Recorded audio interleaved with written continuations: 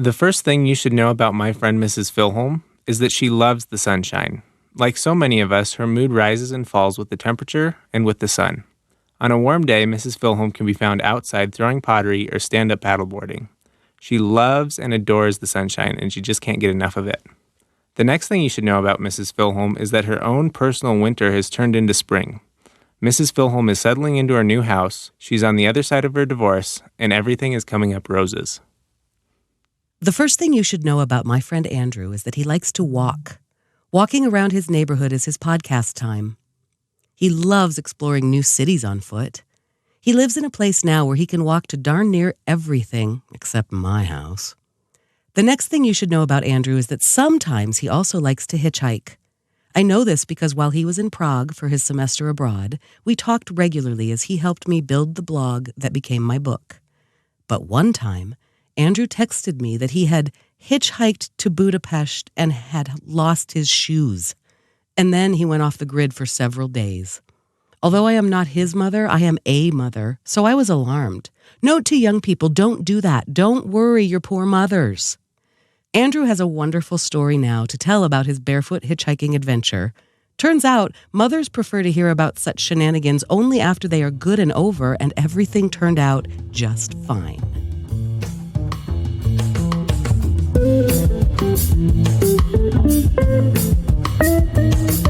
Welcome to Half My Age, a weekly show in which a 25-year-old adult and a 50-year-old child help each other make sense of the world.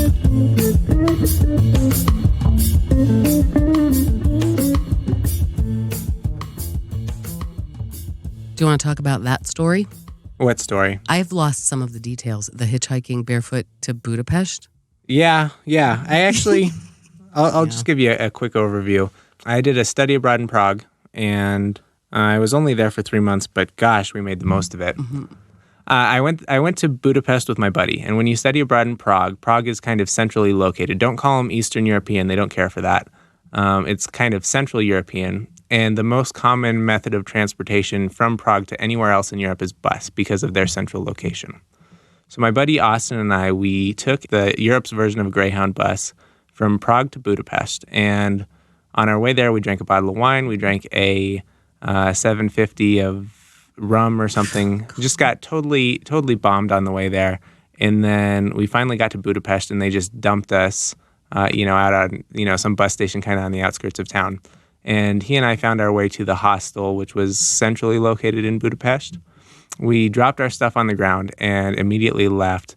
The thing to do in Budapest is, I guess, the same thing that happens here in the American Midwest, is go to a hotel with a water park attached. Oh, it was a hotel. I just, in my mind, it's a water park, like huge. Okay, it's a hotel. It's a hotel with an indoor water park, and this is late November. It's freezing cold out there. But we take Were there other young people there at the? Was that a thing? Was that a? I think it was an event that our hostel put on. Oh, I see. Okay. Yeah. Okay. So they load us all up on a public bus, and they send us out. It's kind of on the outskirts, maybe, 30, 45 minutes outside of Budapest. And naturally, I'd been drinking all day, and I was totally miserable, and I didn't want to be there. But all my things were locked in my buddy's locker. So I just took me and my bare feet and my swimsuit and no jacket and set out in the late November in Budapest, somewhere where I've never been, and decided I was going to walk home. And I got, maybe a half mile before I happened upon a McDonald's. And outside of this McDonald's in Budapest, there are kids doing the same thing kids in America do outside of McDonald's at, it's probably 11 at night. There's two 16-year-old boys sitting in a car eating their Big Macs or whatever. And I know zero Hungarian, so I'm there in my swimsuit in the freezing cold. There is snow on the ground. Did you have a shirt? I think I had a shirt. Okay. I think I had a shirt. And I put one arm out and I point in one direction. I put the other arm out in the other direction. And I say, Budapest. And this 16-year-old, he just smacks his forehead and he says, oh. And he was like existentially sorry for me. Yeah. Because not only did he see that I was drunk and clearly had none of the appropriate kit for getting myself from where I was to where I needed to be on foot, but he and his buddy, one had more English than the other, and they went back and forth a lot until eventually they just said, get in. And they drove me all the way back to my hostel where I needed to be. And to this day, this is actually a great opportunity for a shout out. I don't remember both their names, but I'm friends with one of them on Facebook. Oh, you are? Yeah, and his name is Milos. Oh. So thank you so much, Milos, for picking me up in my time of need. Oh, I love that you still know Milos. I didn't know that. If not for you rescuing me and taking me home, dead. I'd probably be in some Hungarian prison. Oh. Still. Interesting. But anyways, that's the story behind that. It really worried me. Do you remember last week? I think it was last week when I talked about your Shaggy impression. Yeah. And I quizzed you after and you said absolutely not. And then this week you asked me about my story and I just told you immediately. I thought about that. That's friendship. I know. That's what a friend does. That's nice, Andrew. That's true. It's different. That's an interesting story. The Shaggy impression, you actually say it terrifies you, so why would I do it? It won't scare you. Because I can just take my headphones off for a minute. And now that I assume your son helped with this beautiful recording, this was all you. This was all me. How do you like Holy me now, cow. Andrew? This is amazing. The blanket fort has expanded. Actually, it's not expanded. I mean, it feels like it's expanded because we now have a lot more room. But we've each got our own table with a soundproof glass in between. Mm-hmm. We've got real sound foam on the ceiling. We have isolating filters, both of us, so that our sound doesn't bounce between the mics. Yeah. We are isolated in an appropriate way. I did some research, Andrew Bridges. It feels very, very professional. Other than the towels and the blankets. But it all works. The truth is that we got feedback from Jonah about now we're in a tiny little studio and how can you record two voices at once? And B, I have been getting a little pickup in my voiceover work. And I realized that this needed to be priority here at the Dollhouse because I can earn some money right here in my soundproof studio with no bounce on the walls. We are now professional. And Jonah and I are working together on Upwork. He's putting me out there for some voice jobs that he will then master. And we're going to pay for my mortgage that way. So if you, dear listener, have something that you need a little voiceover over, please reach out to either Mrs. Filhom or Jonah or our email address, HMA. Oh my gosh, remind people of what that is. Andrew. HMA at Slova, SLOVA .app. APP. APP. Application. Right. And also announcing season is just around the corner. You mentioned springtime. Now I've got some races ahead. And of all of the kooky things I do, the voiceover and the announcing is my favorite. So I needed to make the studios pretty good. I think Jonah will be pleased. We will get some feedback soon. This is great. I'm very pleased with the situation. We're comfortable. It's much nicer than my kitchen table at my house. We needed to get real. Oh, speaking of the podcast on the podcast, which everybody loves, will you reach to your left? There is a gift bag for you there. Oh, it's not really a gift bag for me specifically? Yeah. Delaney gave us a gift to the podcast, which was our bell. Can you ring it? And this is a gift from Tal to the podcast. Oh my goodness. What I have here in my hands is a furry animal, a Beanie Baby. It's a stuffed cat. It's a stuffed animal cat. All right. With a cut-up Dixie cup around its neck like a cone. Like a cone. It's Whiskers. Because we missed Whiskers. It's Whiskers. It's fake Whiskers. So now we can have Whiskers here in the studio. Isn't that good? That's so funny. I fell out when I opened that gift from Tal. That's so funny. Man, your ex-husband's that funny? Yeah, he's pretty funny. He's usually funny. That's why I married him. That's funny. That cat with a cone to replace our Whiskers. How is Whiskers? I wonder if our viewers miss that character in our show. Don't bring him here. Can you imagine? He would start tearing down these curtains. Whiskers is... he's not good. There's no two ways about it. Really? Really. So Whiskers, all our listeners know at this point that Whiskers is he's not mostly bald, but he's got lots of bald spots around him from licking himself. He's just a neurotic cat and he licks all the time. Previously, his bald spots were kind of, in his midsection, mid to back. Kind of along his torso. But now, Whiskers, I don't know if this is a guy thing, if it's a cat thing or what, but he is licking his parts that animals love to lick that humans can't reach. Yes. Wait, what about the suit? What about the suit's on it? on him. But his private parts are still exposed. Okay. The beauty of the suit is that he can still use the restroom Andrew, as normal. all roads lead to disgusting talk about skin. And seriously, I'm trying to be classy on this particular episode. I ask about your cat, and this is where we go. I guess you don't need the details. Whiskers isn't doing well. And Delaney thinks that he's licking in this particular region because he might have a little kitty kidney stone. So Whiskers is on a wet food diet, and we're trying to push the fluids and see if we can't flush the thing out. Is that a WebMD situation? Like, why would you think kidney stones? I think he needs a job. He does need a job for sure. Why would you think kidney stones? Is that a Dr. Google? I'm sure it's a Dr. Google, but I think that's also part of the joys of having a cat is they do stupid stuff, and then you just build a reckon over the course of a month. Sure. And come up with a Whiskers is science, basically. So we come up with the hypothesis. We test it for a month or two, and then it either solves it, which never happens, or doesn't solve it, and then you come up with a new hypothesis and try again. Okay, it's that's kind good. of a it's your project. It is a project, and if you recall, our goal is to have a cat with fur. I do, and we've tried several things since we came up with that goal, and we're not there yet, but we're not stopping. You're still workshopping it. And it is practice for parenting, isn't it? Yeah, that's right. We're doing this now, kids. This is the new thing we're doing as a family.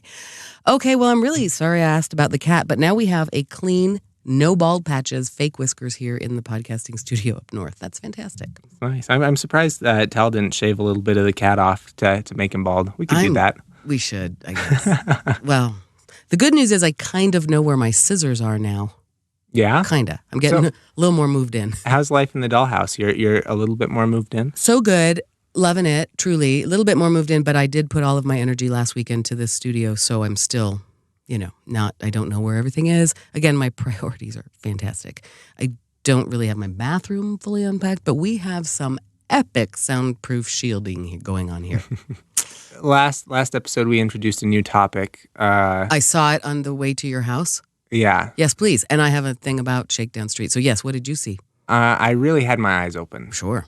And I thought that there would never come a day when there wasn't something crazy going on around your house. Mm-hmm. And I didn't see a damn thing. Not an interesting thing at all.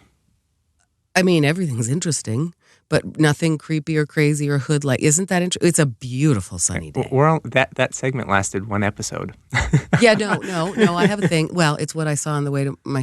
That's funny. Well, that's good. I guess we're really already classing this place up, and there's nothing to see. No, last night I had my divorce club friends over, Diversity Club, and I was showing them the studio and all of this, and we had the garage door open, and it was 7 o'clock at night, so it was still daylight. So we were all standing out there basking in the sort of sunset and the newly moved fence line and enjoying. And there were, 8 of us, so it's, gosh, that's a lot of people in the dollhouse.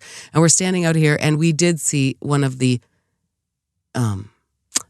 Well, I don't know if this is a mean term. I don't want to be insensitive, but my police officer friend told me specifically not to make friends with the zombies in the neighborhood. And I think I saw one of the zombies coming up the street, and I had all of these beautiful women here, and I went, okay, pretty girls, and inside, close the garage door. So I did see that. When you say zombies, people who look like they're on drugs? I think that's it. I think that's what he means. Tweakers. That's probably normative. We don't want to be mean to the people on drugs. That's what I'm saying. I don't want to be normative or offensive. I don't mind offending them. They're not listening anyway. Those are not our fans. I know. If they were our fans, they wouldn't need drugs. And we believe in rehabilitation. Anyway, so that I saw. Also last night, one of my friends drove here in a ridiculously fancy car. Mm-hmm. I'm car blind. I don't really know the difference between cars unless there's something striking about them. Even I could see at a distance, oh my God, what are you doing with that car in this neighborhood? And she parked close to the street that's right up here north because she was one of the last ones to arrive. And so I just went, okay, you can't be right there on that corner. And so I came out and met her and said, do you want to park? She was parked in Rafiki's driveway. In Rafiki's driveway? I didn't even know. You and Rafiki have become fast friends. No, she told me anyone can ever, if she ever needs it, if we ever need it, anyone can park in that driveway. And so I went over and said, is tonight an okay night to park? I just wanted to make sure she wasn't going out and about. Mm-hmm. And she wasn't going to the fish fry? That's right. Oh, God. Did you go last week? No, I think we might have missed it. We're getting close to Easter. We've still got some time. It's late this year. It's late August. It's actually the 21st. Excuse me, April. It's late April. August 21st. April 21st. I know. The problem is on Friday night, the last thing I actually want to do is go to a fish fry. So no, I haven't made that happen. But anyway, that was what I saw, is this person parking this car like it could not have been more hilariously out of place, to the point that it was alarming. The junk dealer down the street, whom I did meet, he owns a motorcycle like yours. Does he really? That all tracks. Middle-aged man. Maybe I could be a junk dealer. Yep. That might be the path. If you buy this motorcycle, you might have to become a junk dealer. What part of you would ever become a junk dealer? You don't even like junk. The same part that bought the motorcycle that the junk dealer has. I'm just saying. I have a lot of respect for the junk dealer now. It's a very nice bike. No, well, he has an older version. I told him you have a fancy new version, and he does want to look at your motorcycle. Can we meet him? Yeah, which tracks, like I said, middle-aged man, that's exactly who wants to look at your motorcycle. And I said, well, you're never going to notice it coming in because he just slips in all stealthy into the Batcave garage. But we can arrange that. Mm-hmm. All right, so you saw nothing interesting on your way to the dollhouse today. What do you mean? Everything's interesting. I took a different way, and I came... Your house is uniquely positioned. You can get to it from any angle, and all angles make equal sense coming from where I live. Oh, yeah. And there's no reason why you would choose one over the other. I don't know. So the 3 times I've been here, I've taken a different way each time. And this one, it was probably the most traffic heavy, but it was also the least sketchy. So... Yeah, I know. You probably know exactly which way I came home. Yeah, and truly fewer interesting things. Okay. Anyway, that's the dollhouse on Shakedown Street. It's great. We have this cool studio. And what else? I just called your house home. What? I said, I just called your house home. I said, you recognize the way I came home, which, what a weird thing for me to say. That's funny. Well, Andrew, it feels like home here. This house has become a home. Are you feeling that? Are you settling in? Yeah. Yeah, no, I am, for sure. It's great.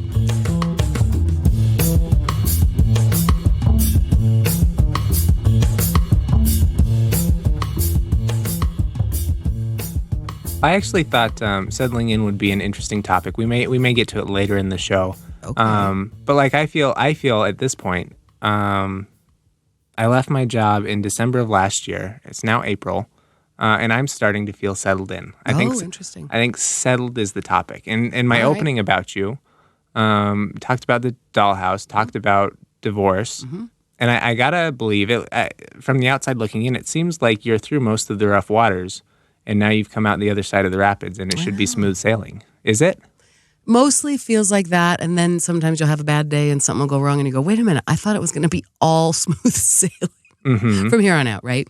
Yeah, but no, mostly it does feel like, I'm choosing new routines.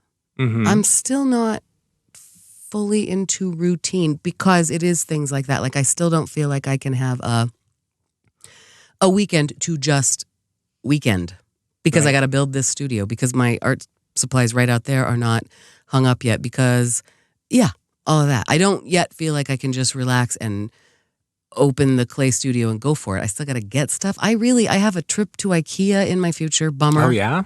Yeah. And I have That's a trip. over in my neighborhood in the Denver Tech Center. I think I'm doing it not on a weekend. I think I made that decision today. And I have like a trip to, I still got to, I really want to get a new toilet. I'm not kidding. There's a lot of stuff. So I don't feel settled in that way. But in terms of feeling like I live here and this is my commute, for example, this is my, that has felt good since I haven't really had a bad night's sleep in this place. It feels really good. The light is pretty. I really do now at least have room in that little second bedroom office room to do my yoga every morning, which is good because I'm really not yet comfortable walking in the neighborhood. I think walking in the mornings is fine. I'm just sort of, I don't know, still feels a little cold. I think soon that will become easy to do. Just get up and go out early in the morning. And that can become part of my routine. So it's good. It was also like a weird couple of weeks because my son was home.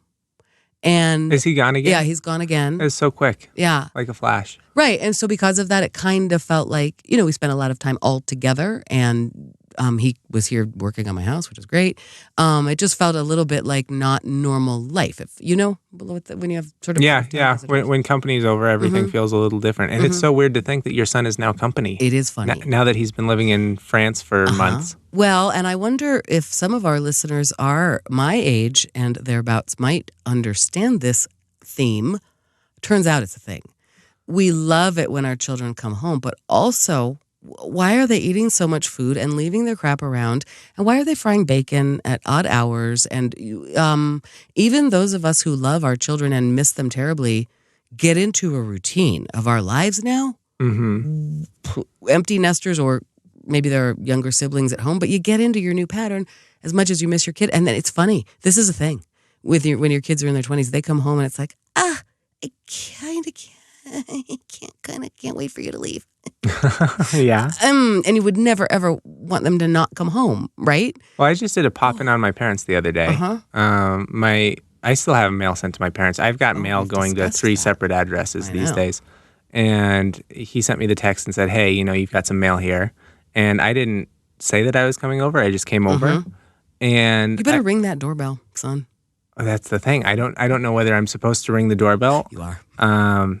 Or not, because when you come into my parents' house, it's a scene. They've got 3 dogs. They all go nuts when the doorbell rings. Right. It's hard to say. But this is good. This is why I have you in my life, is so that I can ask the questions to you that, I'm not scared to ask my parents about whether or not I should ring the doorbell, but it's nice to have a third party you can... Right. You're getting some insight there. Right. No, I know. That's important to do, honestly. It was cute. I had a male divorce friend call me last night, like truly, well, truth is he had kind of a date and he wanted the lady perspective. We got to stop saying lady. We really do. It's not fun. What are you supposed to say? Woman is fine. Not non-gender binary person? Also that. I guess I prefer, my pronoun is female. But anyway, he was just saying, I need the woman perspective on this. I need the female perspective on this. Like, right? She did this, she did that. That's cute. Getting other people's perspectives is always helpful. It is helpful. They have a funny way of seeing things differently than we see it ourselves. Boy, we've talked about that, right? That's a true story. Yeah, that's a funny thing. So yes, I feel settled. When we started talking in front of microphones, you had a ton of unknowns in your life, and you were looking forward to the moment where you had no unknowns, or fewer unknowns anyway. Do you feel more comfortable and better now that you've figured out the big questions, like where you're going to live? Yep, absolutely. There's a lot of comfort in that, and certainty. That's a thing maybe we need in life. Really, Tal and I have been talking about that. That's a thing we need to know, and just knowing our status, knowing.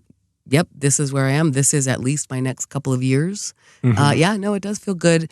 And yes, it does feel great. Just knowing this is my reality, it still feels, as we've talked about, like overwhelming. Just I go, okay, I got to unpack all that stuff, and then I got to go to IKEA and organize all that stuff. And then there's the yard, and right? There's the yard. And the whole homeowner, holy cow, what have I gotten myself into?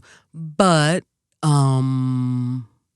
yeah, no, it feels, I think that's the joy of it here. It's such a tiny house. Today I was kind of looking at it as though I were driving here for the first time. I also came home a different route. And, it's just like, so, it's not so beautiful, but in my eyes, it just has a glow about it because it's mine. And feels like a great space for me. My boys continue to say that. Like, this is a place made for perfect. Mom. It's not perfect, right? It's not on Maui. But for right now, what I have and what I need, it's good. And still with that budget, so still doing the output, still using that pot of money to make this place. I got to ask you, that dwindle. Did you have a allocation in your budget for all of these blankets and pillows in this pillow fort? Well, the blankets and pillows, Andrew, that's the cheap way of covering it. The rest of it that I spent money on, Mint sure did tell me about that. It told me I spent a lot of money on music. Oh, yeah? Because I got a lot of it at Guitar Center.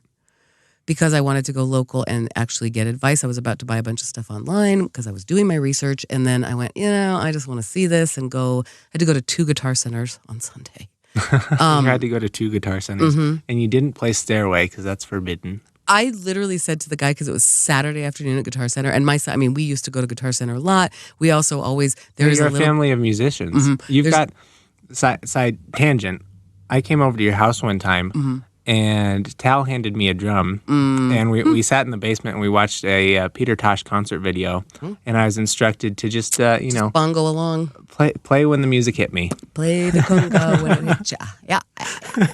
Anyway, we spent a lot of money at Guitar Center over the years, but we also always have, as a family, I think, we call it the evil empire. There's also a little bit of guilt every time we go in, because when you're buying a beautiful guitar for your kid who's a gifted guitar player, you feel like maybe you should go to the mom and pop shop. I mean, there's a little bit of guilt at going to Guitar Center, but it's just whatever. I know. It's just so darn convenient. So I went to the evil empire. What's that? I said there's a lot to be said for convenience. Yeah. Selection. Yeah. Well, 2 Guitar Centers on one Sunday. That was a lot. In answer to your question, yes, this, I did not know specifically that I was going to be budgeting for a studio, this kind of a studio. But yes, I have that pot of money designated toward things like garage door and wiring for the kiln and landscape. I mean, that's dwindling. That money is going right away.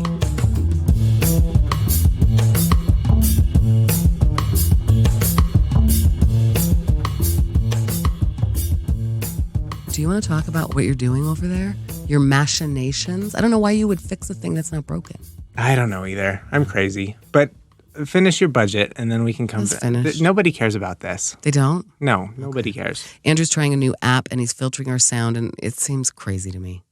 It is crazy. I don't know why I changed things up. You're exactly right. There's no reason to fix something that's not broken. But today, we've got a new little application to record the podcast. It's because you like Farkle. I like Farkle. Do you want to tell us what it is? Nope. Okay. Do you want to know something else? Listen to this. See if you can hear this on our sweet microphone. No, I maybe fixed it. My space pen is rattling. Oh, your space pen's rattling. No, I think I just fixed it. Mine, No, it's rattling. Is that you or mine? I can hear you. Mm-hmm. Mine's not rattling anymore, by the way. Because I know. So no, I put the rattly one in, and it's not rattling. I feel like there's here's a product idea that you and I should both go in on. Yep. Mm-hmm. We should make space pen shims so that the cartridges don't rattle around in the body. Interesting. I feel like that's a zip tie. A zip tie? I don't know, something. You need something a little, the fit on a space pen is pretty, what do you call those? The tolerances. Mm-hmm. They're pretty tight, but clearly not tight enough because the damn thing rattles. Well, a zip tie has not a zip tie. I meant like a twist tie, because it has a very thin wire inside there. Yeah, twist tie might do it. Mm-hmm. I didn't mean zip tie. Okay. This product, I've come to love it. I still like my space pen months after I bought it, and it's pretty wonderful, except every now and then I just get a little rattle. I know. It's not that big a deal. Who cares about the rattle? But now that you've pointed it out, I can't unhear it. Oh, I know. Yesterday, since I work from home and I work for myself, sometimes if I need to take a break, I get up and I take a break.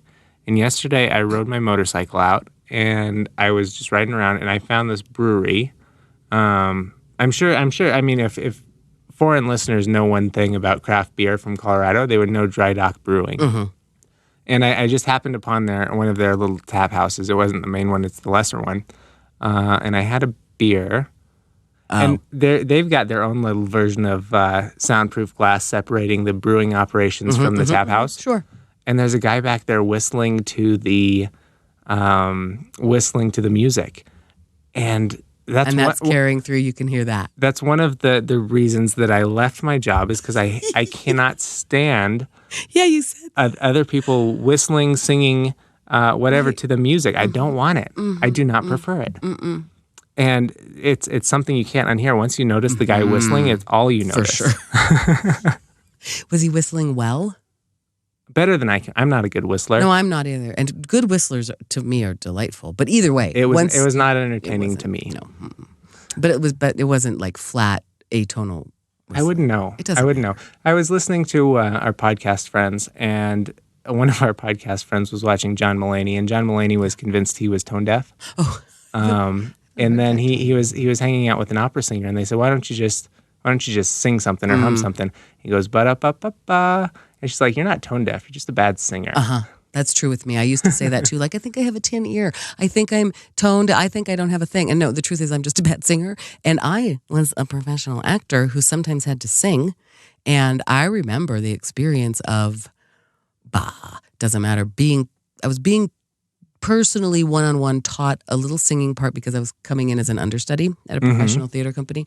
So it wasn't like I was singing with the whole group and learning the music along the way. I was being coached real quick, learn this stuff, don't fall through the trap in the stage door where you haven't ever walked. And being an understudy is a fate worse than death. But anyway, I was being coached, and it was like, I've always described it. There's a scene in Friends when Phoebe is trying to. This is a seriously highbrow allusion. Phoebe's trying to teach Joey French, and she'll say "Comment allez-vous?" and he'll go "Comment la ma," and she'll go "No." It's like that. The vocal coach, the singer, whoever it was, the person in charge of the music at the time, music director, would sing me a little 4-bar thing, and I would repeat it, and she would look at me like, "No. It's literally not what I did. I'm just a bad singer." Did you, in your brain, did you think you were mirroring what she was doing? Of course. That's my point. It was literally a call and repeat. She would say, and she would do it. And And you didn't know you were doing poorly at the time. I definitely know I'm a bad singer. Oh, you did? Oh, I always know I'm a bad singer. If that's like, when people say like, what one talent, you know how people say that? People what one say talent what? could you have? What superpower would you like? Yours would be singing? You know how that always happens in a day. Yeah, I've always said that. Like, if I could have one gift that I don't have, it would just be the ability to open my mouth. I know people like that. Like, without training, they get better with training. They learn how to not wreck their instrument. But I mean, they can open their mouth with bad posture and sing like an angel. I think that's the best. I've never once had any desire to be a good singer. Really? Really. If you asked me that question, I would say... Yeah, what's your thing?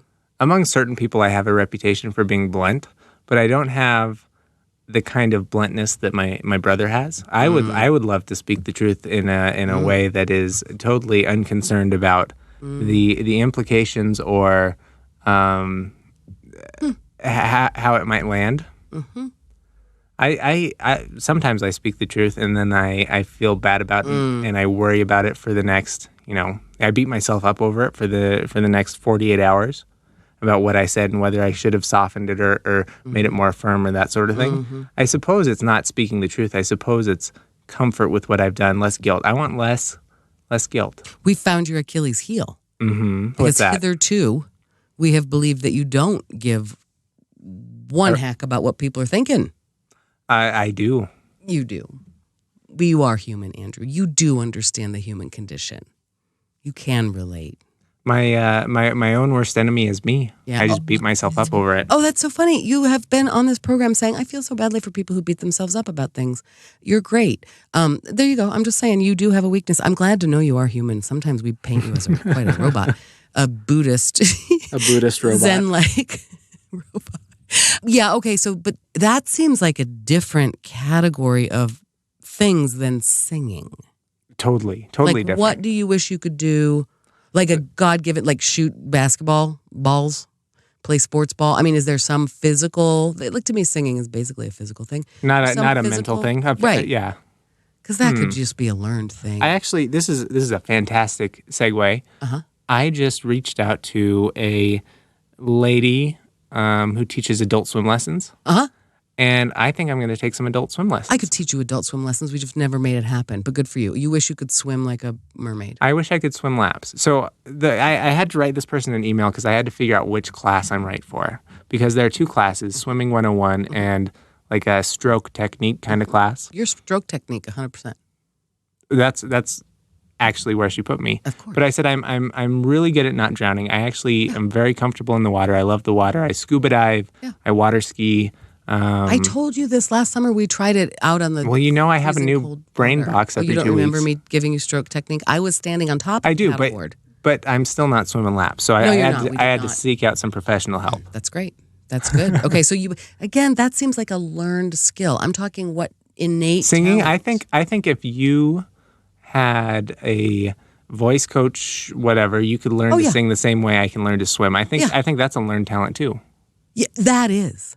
I definitely can, and I have. I mean, the truth is, I learned that stupid song, and I sang it in every night, 8 shows a week, and got paid for it. So I can learn to sing. I know that I can sing in a chorus just fine. But my point is, I would always prefer the gift of opening your mouth and just being able to sing like an angel. I think I have Snow White Birds issue forth as you. That's a skill I wish I had, a talent.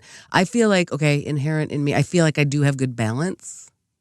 Like from, that might be an inherent skill. Mm-hmm. I don't know. You don't have anything like that, like a physical skill? You wish you could play basketball? I don't care. I resigned myself a long time ago to not being excellent at sports. I'm passable at everything. Yep. But I'm also not to the level where you would pick me first ever. What superpower would you pick if you could pick one? Flight. I want to fly. Me too. That's the thing about swimming in the ocean. Mm-hmm. You feel like you can fly. Yeah, the weightlessness of scuba diving. And even just snorkeling, just even being out there, like being able to just do flips through the air, which it feels like the air, but it's really the water. I love that. Oh, I love that you're going to be a better swimmer. Yeah, I think you just need stroke technique, and I'm glad you're going to. Are you doing that like at a YMCA? Not really. Rec center? You're going to do it in the pool at your place? Nope. The pool at my place is small. Yeah. There's a big, well-known fitness facility by my house. It's kind of a private place, and fancy NBA and NFL players go there. Yep. And they've got a smoking deal. Normally, I couldn't afford this sort of thing. Oh, really? You're a member there now? No, I'm not a member. Oh. They've got a smoking deal on adult swim lessons because I reckon that their public adult swim lessons are probably not that public. I don't think they've got a lot of people taking them up on them because they're super cheap. Mm. So if you wanted to be in class with me, dear listener, you could probably go down and sign up.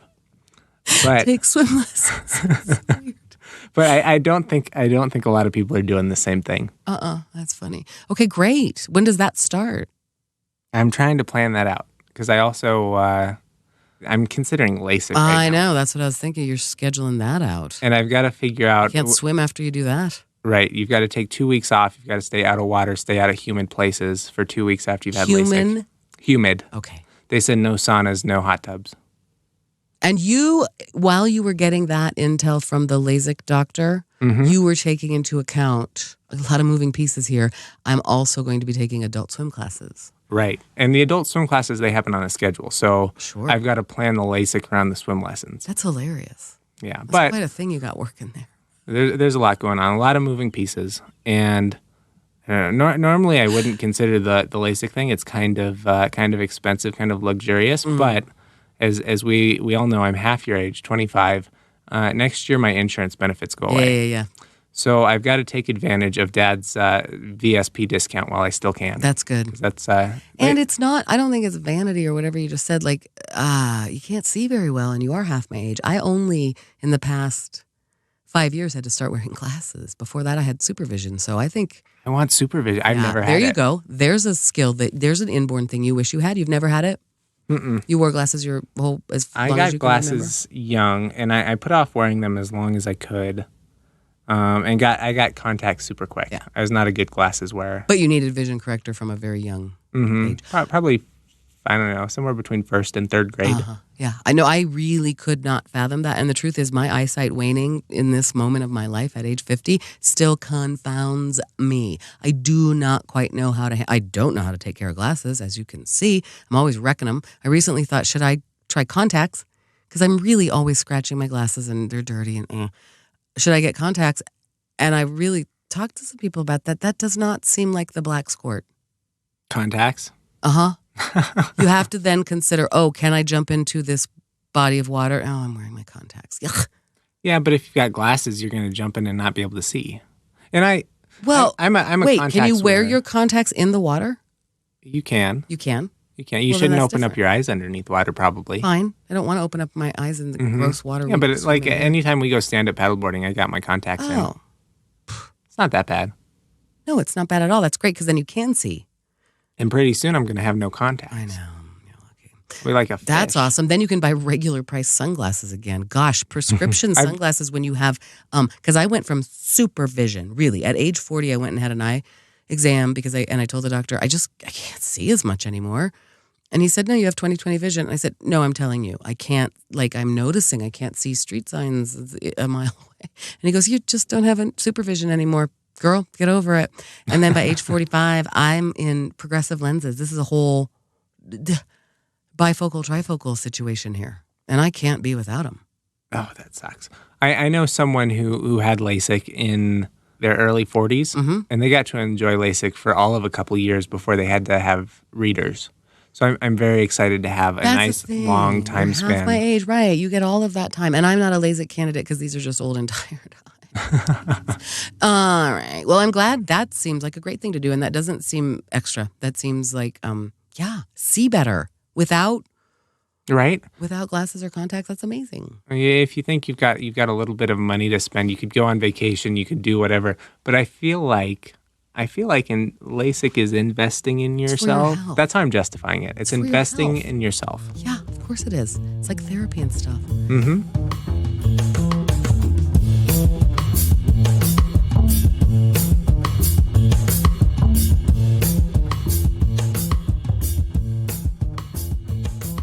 Do you have any therapy updates? No, I haven't. You still haven't been? Next week. It's 1 week from now. No, it just, I'm feeling it. So you're 3 weeks into no therapy? I think I'm a full month now. And you're feeling it. What does that mean? We talked about that. You're all pent up? No, there's just a lot of things I should discuss, and I need to see my therapist. And a month is probably fine. This has actually been quite a bit longer because of changes in schedule and moving and spring breaks. We talked about that last week. So it's next week. I'll meet with her again. Everything's going to be fine. Speaking of what we budget for, I think I mentioned furnishing the dollhouse, which the truth is, the great thing is, it's a finite job. There aren't that many rooms to furnish. You have a very small house to furnish. Yeah. But then it's also surprising that I still feel like, why do I still need some things? So I believe we mentioned, the world's cheapest couch. I'm pretty convinced. Are we still on the therapy topic, or have we moved on? No, there's nothing to say. I haven't seen her. I see. We've moved on. We'll see her next week, and I'll get my brain right again. I thought maybe you were on the hunt for a new couch, and you were looking for kind of one of those Freudian chaise lounges or whatever. Oh, funny. Just so you could sit. So I could have a session and ruminate with yourself. Yeah, right. Maybe you could do that with Alexa. Yeah. Alexa, I'm feeling shitty today. Rafiki, my next door neighbor, told me today that there's this cat that wanders the neighborhood, and it's a big, lovely cat. It's a nice cat. It's not a feral cat. It's a very cool old cat. She told me that some neighbors across the street abandoned it 8 years ago, and it lives outside all of the time. And she feeds it, and she has a little bed for it, but she makes it stay outside because she doesn't want it. I can't remember why. Oh, whatever, wrecking stuff. And she told me that she has a conversation with it every morning when she's getting its food ready. He shows up on the stoop. I can't believe that hawk hasn't gotten him. I don't know. Cats are fierce. Okay, this seems, and he's just really nice. And if he lives outside in your neighborhood, he is a scrapper. That's right. That's a hood cat. That's a thug. That's a thug cat. Not like little cute Whiskers with his cone around his neck. No, he is he's a little pretty boy. Well, he's not even a pretty boy. Whiskers your poor cat is actually like an addict or something. I mean, I wonder if you've checked into that. I keep mentioning it and you don't. All of the theories, theorem that you apply to parenting that cat, have you considered that he has a secret drug habit? I don't know how he would smoke a joint with those little paws. I don't know how he would inject heroin. Like I just don't see it. You know, he seems. You don't know his friends. I do know his friends. You actually do, and the truth is, you're home with him 100% of the time. He has complete supervision. Yeah, except for right now. There's no one. There's no one home with Whiskers right now. Well, that's not when he's doing all of the damage. It's a constant. He does damage all day. Yeah, that poor cat. What were we talking about? I don't know. Oh, my couch. So I got the world's cheapest couch, and we've talked about this, and it really is making me angry because it's showing whatever I can wash. Do you want to call out a brand name for making shitty couches? We've talked about it. I went to IKEA and got the cheapest actual couch you can get at IKEA. It is from IKEA? You can get nice couches at IKEA. I decided I didn't want to spend money on. Okay, doesn't matter. I can wash those cushions. I just think they're going to shrink. I have some ideas about how to mitigate that. I've tried a lot of things. You got some IKEAs. Yep, I got some IKEA idea. But what I did is I bought a really nice chair. Mm-hmm. And I love this chair, and I got it on a great deal, and I really like it. You'll have to go in today and check it out. It's actually a great chair. However, I thought what it would do is class up the rest of the crap in my living room. It just makes it look sad. It's fine. Wait a minute. You did get the leather chair? Yeah. Wait till you see it. I'm going to go in there. I'm going to sit on it for 30 minutes, and then I'm going to report back next week as to whether or not it gave me swamp butt. I actually did cut that out of the last show that we argued about. You just said you like a leather chair, and I left it at that because of our propensity to talk about disgusting bodily habits. I left it out, but you are convinced that chair will give you swamp ass. I don't think it will. It also spins 360 degrees. That's a lot of degrees. That's all the degrees as far as I know. Yep. Spins all the way around. No, it's a good chair. And I do have the 6-pelt sheepskin rug. You've seen that, right? How many animals died for your living room? And that's what I'm saying. Right now, Are you a vegan? Right? Animals are here to serve us. I know I'm so bad on that. Doesn't matter. It's looking nice in there. And that feels great. But like I said, I care less about that. Last night, there were 8 people sitting in that tiny little living room. That's a lot of people for a tiny little living room. It really might be it's the capacity. Mm-hmm. Do you have seating for 8 people? Mm-hmm. Wow. How many people sat on the floor? Because I know 0. Me? I sat on the floor for a little. No, I didn't, because we've got things in there. It's a brilliant functional workspace, Andrew. There's a lot of sway going on in that phone. Yep. We've got the couch. We've got the good chair. We've got 4 less good chairs, but they're still fine. We've got stools that turn into, that's what I was sitting on, is a thing that you can put your wine on or your bag on, or you could sit on it. Mm-hmm. It was great. It was nice. It was fun, but that was probably the max capacity for that little room. Good news is, as I unpack and spread out, we've got a screened-in patio. Mm-hmm. Click, click, click. That's my space pen. That's me gesturing with my space pen.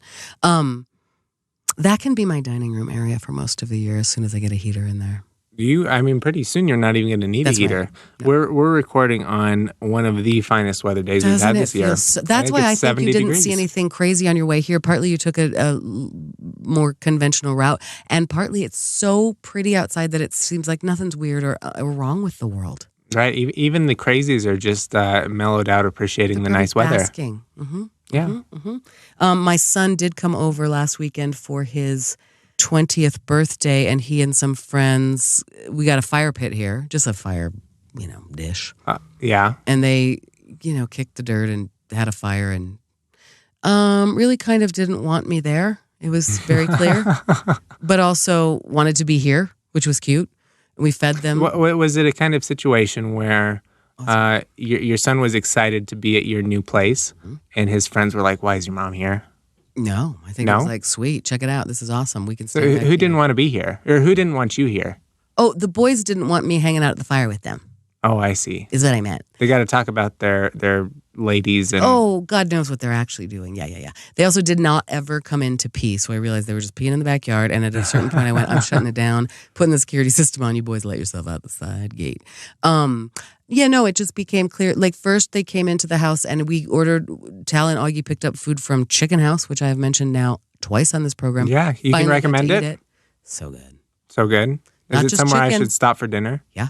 Not just chicken, Andrew. Do you feel like some catfish? I'm not going to go to the chicken house and eat catfish. I'm going to go to the chicken house and eat chicken. That's how I feel about it. But also they specialize in catfish and macaroni and cheese. And it's a nice southern kind of comfort food establishment. Yeah, I bet you can get some greens. And also we had jalapeno, fried something, poppers. Mm-hmm. Truly delicious wings. It was so good. That sounds so good. I'm hungry right now, too. Me too. We should head on over to Chicken House. So they brought that food. So my point is the boys stood inside and, did the 20-year-old boy thing and ate all the food. And they were great and they were sweet and they drank little waters. And then I went out like, okay. Oh, it was actually funny. I had prepared what I have for lawn chair furniture. Mm-hmm. Like I had asked Tal bring up a couple of cushions. We'll make do. We've got blankets. I had all these blankets out because it was quite a cold night to be standing outside around a fire pit. I put all of this. I set it all up. George stopped and bought a fire bowl. I said, do that. Because I don't have one and he wanted to have fire. Fine. Birthday present. So he brought it. They did not set it where I intended. They did not use one bit of that furniture. They did not need blankets. They didn't sit down. They just went and stood out by the fire. Correct. They put it as far away from the house as they could. They were kind of hidden, which was good because they were quiet enough that they weren't bothering neighbors. My point is I was out there going, okay, and I have blankets and I have pillows and I have cushions. And they were sort of kicking the dirt and looking at me like, what are you? God, lady, go away. God, lady, go away. We got things to talk about. Big, important 20-year-old things. Yep. And then I came out a couple more times like, hi, how's it going, boys? And it was like they just sort of looked at me like we were right in the middle of a sentence that you shouldn't hear. But they were trying to be polite, but it was really just like, hi, yeah. At least they try to be polite. Yep. No, they're nice boys. Anyway, that was funny and cute. Yes, I think they all wanted to be here, and it was a fun new, it's kind of an enclave here. It's a little bit of a hideaway. It's a little bit of an oasis. Once you're finally into the compound, it feels very remote. You do not away from anyone can hear you. Other than the rumble of the bass as cars drive by, it's surprisingly. I mean, as far as I know, there's this little recording studio, and then there's nothing for 1,000 miles. We're miles away. It is kind of true. It is stunningly, honestly, it's not quiet because I do have that sort of busy street, which, as I have said, I don't mind because I sort of feel like I'm not isolated, but it feels quiet at times. But then I will tell you, I will never get used to that. The rumble, what's it called? Weird. I don't understand it. Who can listen to their music that loud? How did I turn into this person where I'm like, I don't understand how people can listen. That music's so loud. How can you do that? What's it called? The sub. The subwoofer. I mean, Andrew, it shakes the whole house. It shakes I love when you've got the sub going and you can hear two noises, which is like the dull thud of the sub. Yeah. And then the rattling of all the other parts in the car that are loose, like that's the metal on metal. I know. How is that fun? What are you hearing of your music? I know. Whatever. No shade, no judgment. You let your freak flag fly. But that is one thing in this neighborhood, I swear, I will never get used to. I hear it and I start going, alarm, what's going on? Oh, yeah, right. People just listening to their music. Live and let live. That's fine with me. There's another thing I finally realized, because most of the time when I have my hot water on, I guess like in the shower, I'm not out near the hot water heater to hear it, but there is some serious noise that goes on when you turn on the hot water. It's fine. I don't think it's alarming. The inspector cleared it. What kind of noise is it? What's that? I don't remember. I don't know. A knocking. I don't know. A noise that was just like, oh God, alarming. And then I realized, oh, it's the hot water heater. Kind of a knocking. Do you have you said you needed a jackhammer to get your furnace in. Do you have a big tank hot water heater? I don't know about the size of it, but it is not. Is it underneath in the your crawl house? Space? No. It's in the hallway closet. You can look at it. You can get right to it. And it's one of those amazing ones that I will never, ever have a cold shower. Oh, so you probably don't have a tank. That's right. It's a tankless. But it makes noise, huh? Water heater? I wouldn't expect that to make noise. Yeah, okay. That's a thought. Maybe I should have someone look. But I don't know shit about hot water heaters, so. I don't either. And the inspector seemed to think it was all fine. Not the furnace. That's been remedied. Yeah. We gotta stop talking about me moving into this house. It's really like 4 weeks in a row. This is the third week we've been here, and it's at least the fourth week of me going, oh, yeah, I'm so overwhelmed. Is there anything interesting? You think we need more topics? What? Well, I mean, we can always go back to the MacBooks. I really was sitting here today working on my cold open, and now I'm getting either 2 spaces when I only press 1, or the period. That sounds like a kind of. Is it Sheryl Crow who's like, the first cut is the deepest. Oh. The 2 spaces when I only wanted 1. Oh, right. It is. Yeah, it's exactly. It sounds like the beginnings of a song. That's the end of my keyboard. I do feel like we are, if anything, I'm not kidding. I've met several people lately who have said, oh, I was thinking about buying a Macintosh Book Professional. Just wait. Okay. Don't do it. Don't do it, people. No, that's what I'm saying. I do think we're doing some good out there. We are the canaries in the coal mine here. Well, I'm so pleased, as much as our audience hated us talking about it, I'm so pleased we're on record before the Wall Street Journal is that the Apple MacBook keyboards are bad. It's a sad tale if you listen from the beginning of our show where we're so excited and then it goes bad and we feel like dupes. I don't know what's going to happen. So there is actually, more follow-up. No, still nobody cares about this, but for the person who does, there's a guy on Twitter and whatever, he goes by DHH. He's the founder of a company called Basecamp, and I think he wrote most of Ruby on Rails, which is some kind of programming stuff. And he did a poll at his company where most of the people use MacBook Pros. And he said, which version do you have and are you having issues? And he found that more than half of the people at his company that have our version MacBook, the 2018 MacBook Pro, were having issues. More than half. So Apple said it's a it's a problem confined to a relatively small portion of MacBook owners. Most of our owners are happy. But it turns out that people just aren't reporting because they can't afford to give up their MacBook Pro for the amount of time it takes to fix them. So this story isn't dead yet, and I don't think Apple is finished hearing about the problem. And I don't know, as more and more people complain about it, and as more of these little things shake out in the rest of the world where people do their own kind of straw polls, I expect that we'll see... What? What do you imagine is going to happen? I want them to say, hey, we've done a bad thing here. I would love a recall. I would love... Or a patch or a new keyboard that they send me. I don't know what they can do. I mean, even if they just said... we'll give you a discount on this new one that's broken, or not broken, but this new one that's not broken. That would have to be a real giant discount to not hurt my feelings anymore about how much money we spend on these things. Yeah, I don't know. I honestly don't know. I mean, recall. That's the model I know about that. Right? They do that. Product recalls. Turn your kicker old is janky thing in for a new thing. The recalls I know about are small parts on cars and stuff. And unfortunately, the way they designed this damn computer, the keyboard is integral to the structure of this machine. No, I'm saying we're going to go in and there's going to be a pop-up shop in every city in America, and we're going to walk in and hand you this machine, and you're going to hand me a nice new machine that works. That'd be perfect. That's my idea. Could you please let the Apple Corporation know that I have some advice for them?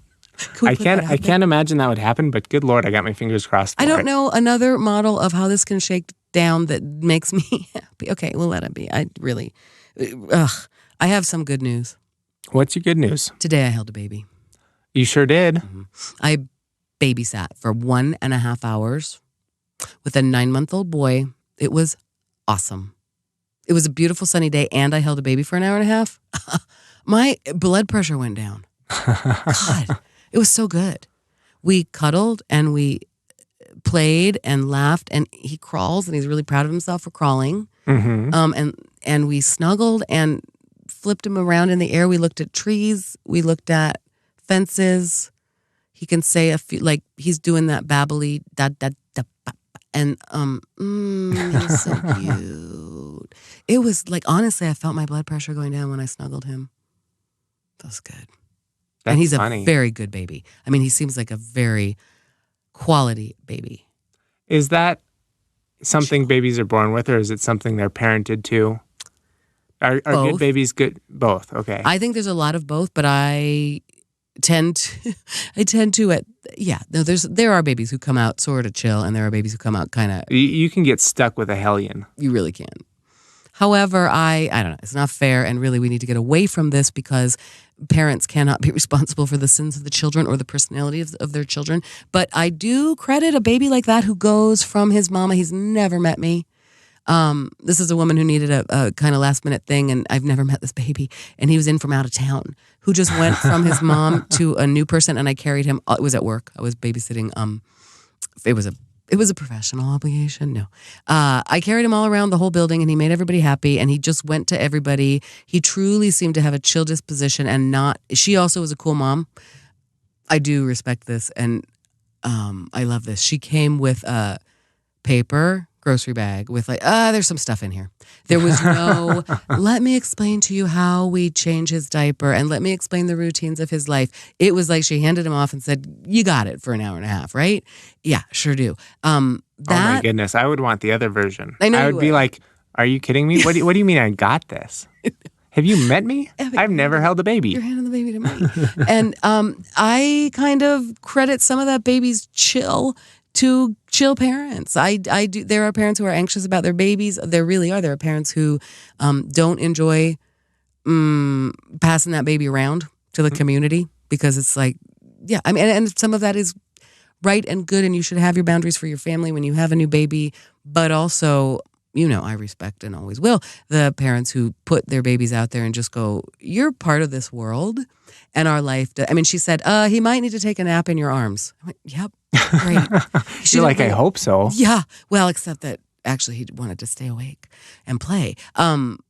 She didn't bring a pop-up, sleeper, playpen. Like, no, it was just like, you got him, right? Hour and a half, carry him around on your hip. Right. There was a diaper in the thing. There were some wipes. It was perfect. You've done this before, lady. I've sure done it before.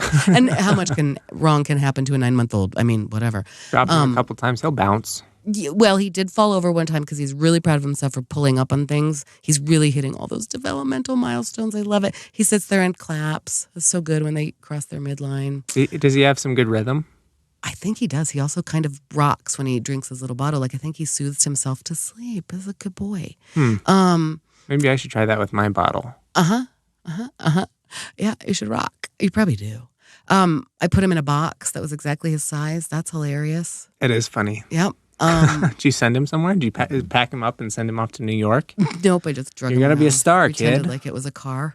Yeah, it was cute. It was so good to hold that baby. No, I do think that, though, for real, those are some chill parents. The mother was doing something professionally and just like really reached out apologetically to me. Thank you very much. I hate to ask. You love babies. Do you remember my first cold open? Yeah, that's my point. I'm like, you don't even know, because I really don't know her really except from a distance. And 2 years ago when she had a different baby, the older sister of this baby, she was around and I sort of went, anytime you want to bring that baby. So she remembered that and reached out and really was. Now, that's my point. She was kind of apologetic and very, very thankful. And I was like, are you kidding? I've been looking for you. You knew about it before I did it, didn't you? I told you about it. It was the highlight of my week. Golly. And it really worked. Oh, gosh, that was a cute baby.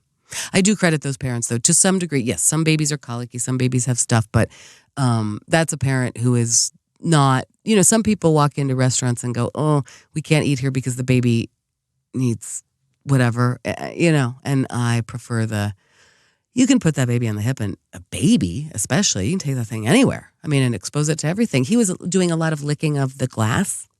Yeah. I'm so glad I don't have a baby licking my glass. I don't care about the baby getting ill or anything. I'm just concerned about the mess on the glass. Ugh. Oh, well, even worse, it was in a public building, so somebody else is going to clean up that mess, but ugh. But they got to get all the germs. They just are going to stick everything in their mouth. He thought my glasses were the most hilarious toy. He had a toy dinosaur, but he preferred my glasses. It's because your glasses are bright and God, there's so many cold opens in one story. Exactly. It really was. It all came to fruition. Not so many cold opens. One cold open. The glasses are meant to lure babies. Worked again. That's better than beating the Wall Street Journal. Yeah, it really is. I told people and it came true. That's right. It came true. I also have been saying lately, like, bring Mrs. Filhom the babies, and then someone did. That's pretty good. You gotta put it out there. And she hasn't been listening, I promise you. She doesn't know we have a podcast. It's a random person. I may never see that baby again. He's going back home to his hometown. Where's that baby live? Does he have a funny accent? Nope. Damn it. He's an American boy. He doesn't have speech. Yeah, but you can have funny accents in America. He has a very funny accent because he goes ba ba ba ba ba da da. That's funny. In a way. Yeah, babies are good. Anyway, so I held a baby today. Really couldn't be better. Mrs. Filhom. What? That is a hell of a story. I think that maybe we brought the ruckus. I feel like we probably did. You think so? Yeah. Ba ba ba. Ba ba ba. I mean, yeah, I don't know. Seems like an episode where we didn't talk about anything. That's what this show is about. The sign of a good show. It's a show about nothing. The sign of the good show. This is Seinfeld, the show. There's our the Seinfeld show about nothing. We wouldn't be the same without it. All right. Thanks, Andrew. Bye. Goodbye, Mrs. Filhom.